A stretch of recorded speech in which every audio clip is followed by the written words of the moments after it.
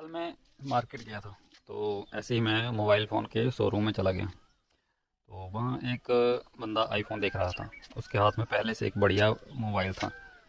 और फिर वो उसकी ईएमआई पूछ रहा था कि महीने की कितनी ईएमआई देनी पड़ेगी तब ये फ़ोन मुझे मिल सकता है।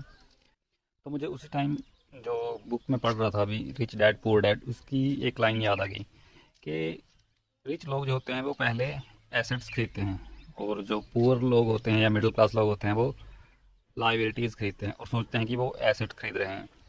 अब उस बंदे को फ़ोन की ज़रूरत नहीं थी, फिर भी वो महंगा फ़ोन खरीद रहा था। क्यों? शायद अपना स्टेटस, क्या बोलते हैं उसको, अपना लाइफस्टाइल इंप्रूव करने के लिए, या अपना स्टेटस थोड़ा और दिखाने के लिए मेरे पास बढ़िया मोबाइल है। लेकिन जो उसके हाथ में पहले से फ़ोन था वो भी काफ़ी बढ़िया था। ऐसा नहीं कि उससे उसका काम नहीं चल रहा था, फिर भी वो एक्स्ट्रा पैसे खर्च करके नया फ़ोन ले रहा था। हम में से ज़्यादा लोग ऐसा ही करते हैं। हमारे पास चीज़ें होने के बाद भी हम और महंगी चीज़ लेने की कोशिश करते हैं। जैसे मान लो हमारे पास एक बाइक है, उससे हमारा काम चल रहा है, तो हम और महंगी बाइक लेने की सोचेंगे या महंगी गाड़ी लेने की सोचेंगे। या अगर हमें गाड़ी की ज़रूरत नहीं है तो हम हमें गाड़ी क्यों लेनी चाहिए? या फिर हमें जिस चीज़ की ज़रूरत नहीं है वो चीज़ हमें क्यों लेनी चाहिए? आप मुझे बताओ। और क्योंकि हमने कोई महंगी चीज़ ले ली तो वो हम या तो ईएमआई पे लेंगे, या फिर महंगा लोन ले लेंगे।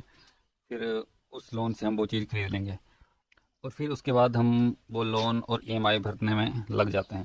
सैलरी आई और बस ईएमआई में निकल गई या लोन की किस्तों में निकल गई, और एंड में हाथ में कुछ भी नहीं बचता, और ये साइकिल चली रहती है।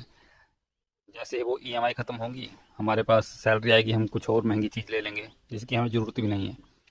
तो मैं ये नहीं कहता कि मतलब महंगी चीज़ें खरीदो, पर लेकिन जैसे मान लो कि अगर आपके खर्चे अभी कम हैं, तो जैसे आपकी सैलरी आई तो उसमें से ज़्यादातर हिस्सा आपको इन्वेस्ट कर देना चाहिए, या फिर उससे एसेट्स क्रिएट करने चाहिए।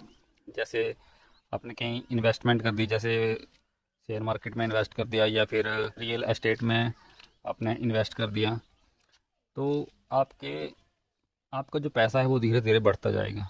लेकिन अगर आपके खर्चे ज़्यादा हैं तो आप अपनी सैलरी का कुछ हिस्सा, जैसे 10 से 20% इन्वेस्ट कर सकते हैं।